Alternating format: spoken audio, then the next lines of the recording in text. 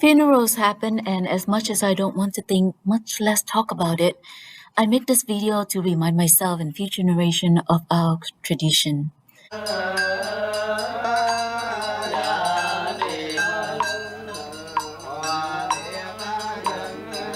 Vietnamese Buddhist funeral, what we wear, how we do it, some custom and practices. For visitors to our Vietnamese funerals, wear black or white. Buddhists would go to the Buddha altar and pay homage to the Buddha first, then proceed. Non-Buddhists might choose to go directly to the deceased altar. Visitors receive incense from the deceased family, bow and pray. Bow or kowtow 3 times to the Buddha. At the deceased altar, bow or kowtow only 2 times if you plan to attend the final procession for burial, or bow and kowtow 4 times if you don't plan on attending the last ceremony.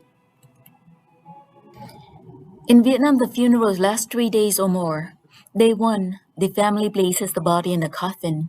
Còn mẹ để lòng vui sướng hơn, rồi mai này mẹ hiền có mất đi, như đóa hoa không mặt trời, như trẻ thơ không nụ cười, như đời mình không lớn khôn thêm, như bầu trời.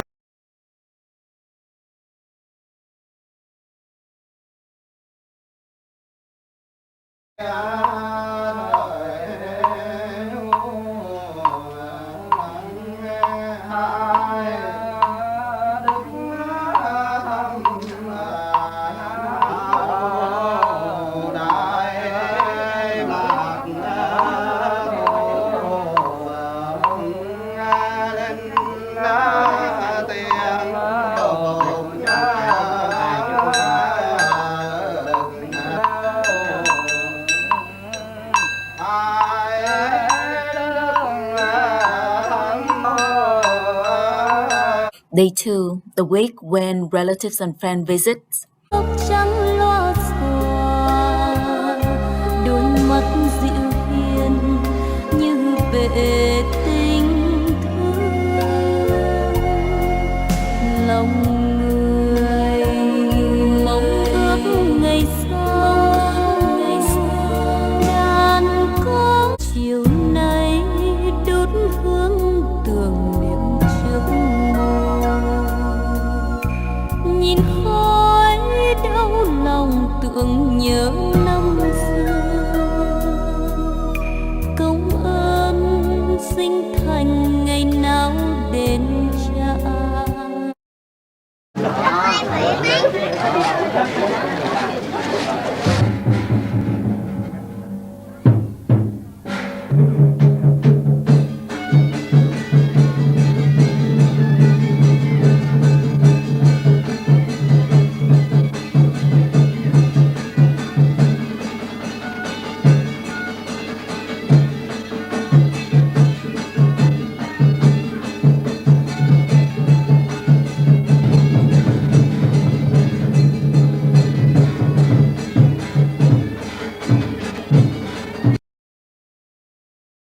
Day 3, the funeral processions, where family will remove the coffin from home to the cemetery.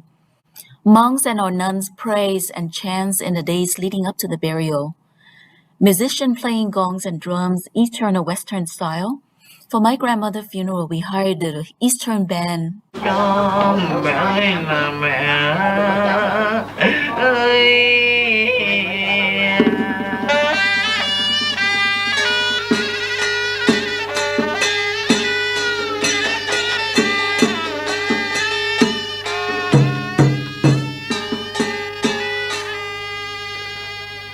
But she was very fortunate and ended up with both bands play at her funeral.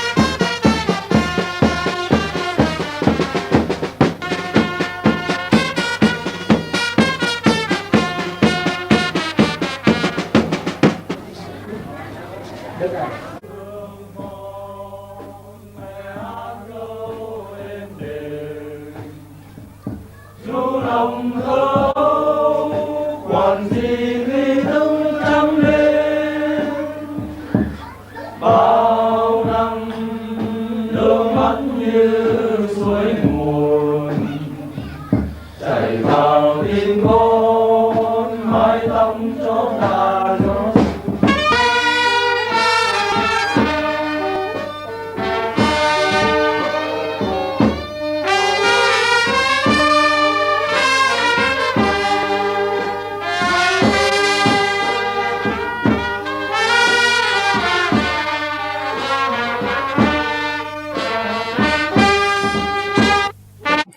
What do white headbands mean? It's a way to show respect and mourn loved one. Close family members wear headbands to signal their close ties. Sons and daughters and their partners wear headbands with long and short tail. Grandchildren and younger generation will wrap their white headbands with no tails. Great-grandchildren will wear a red dot on their white headband. Great-great-grandchildren wear a yellow dot on their white headbands.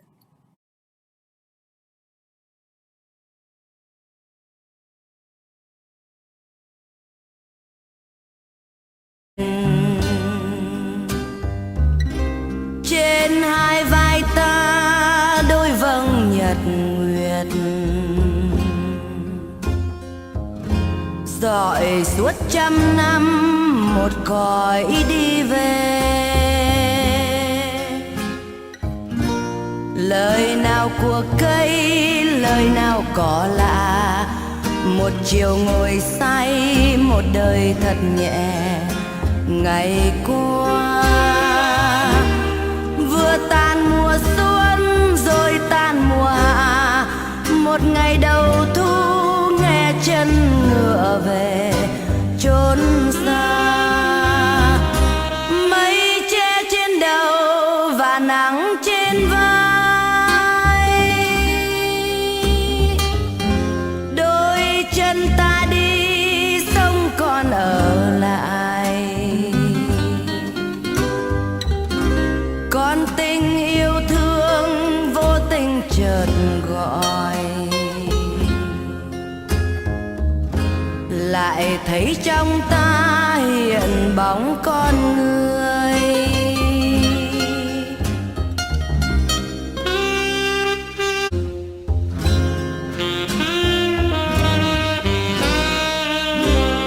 Hoang vu thổi buốt xuân thì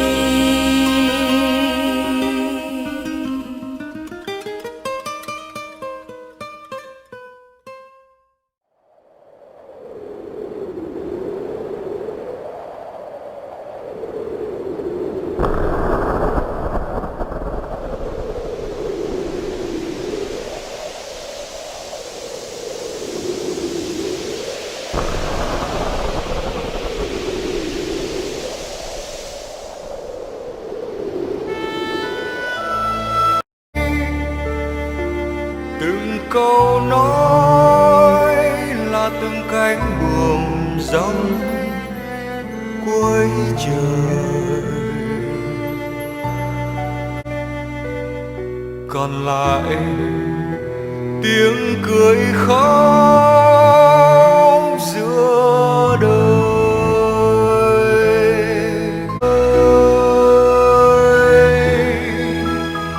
Những ngày ngồi dù tóc ông bu,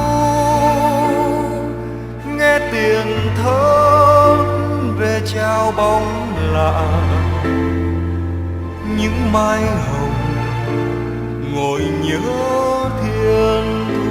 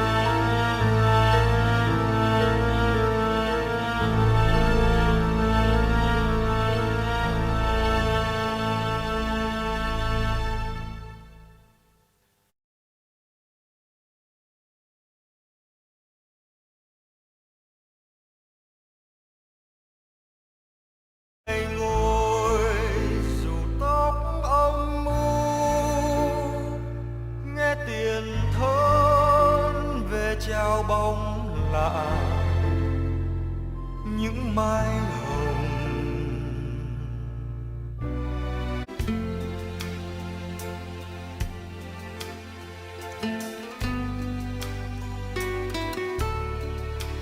Yêu hoa nhưng sự đời xa hoa, lời ích gì đâu ngoài với tầm tay. Cả hãy quay về miền đất lạnh của ta. Người biết chăng xuôi tay là hết cả, xuôi tay là mất cả. Hãy quay về miền đất lạnh của ta.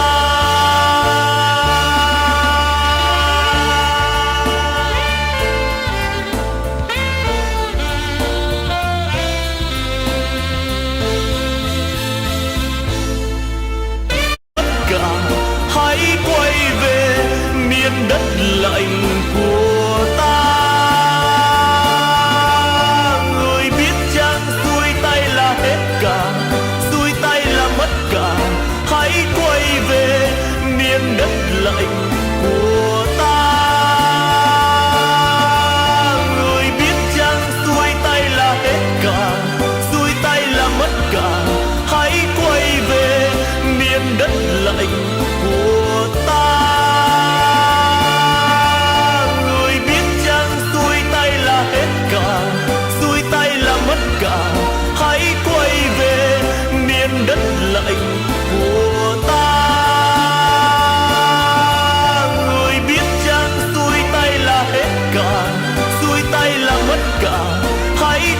về miền đất lạnh của ta. Người biết chăng xuôi tay là hết cả, xuôi tay là mất cả. Hãy quay về miền đất lạnh của ta. Let's review the timeline after death. First 8 to 24 hours. Buddhist followers try not to move, touch, or even cry on the body. Wait longer is better for the loved one journey to afterlife. 3 days or longer. Preparation and funeral custom differ among families and or religion. 3 days after the funeral, the closest relative and family go back to the cemetery to bring flowers and incense and clean up their gravesite.